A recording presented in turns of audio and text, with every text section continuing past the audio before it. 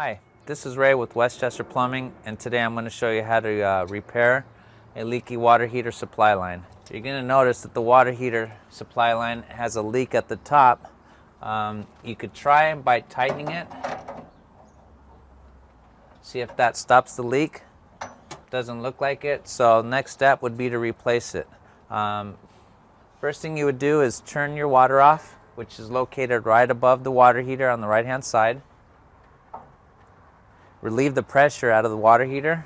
Just lift this little knob up. You'll notice some water comes out, then it stops. That relieves the pressure. Unscrew your supply line from the top and from the bottom.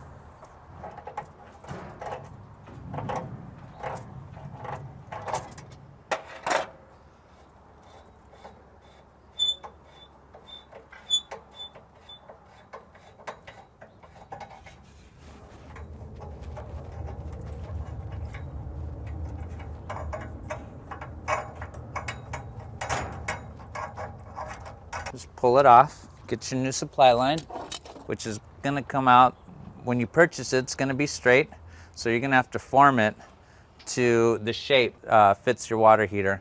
You could start by screwing it on the top.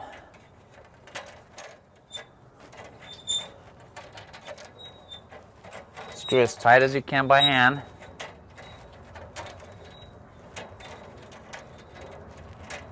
Then just grab it, bend it. They're pretty flexible, you won't kink it. Screw the bottom. Tighten it by hand.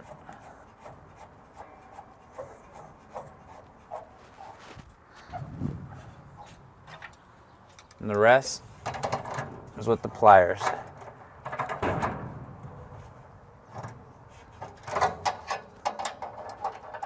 So you want to tighten it snug. Don't want to over tighten it and break something. Once you feel that it's tight, slowly turn your water back on.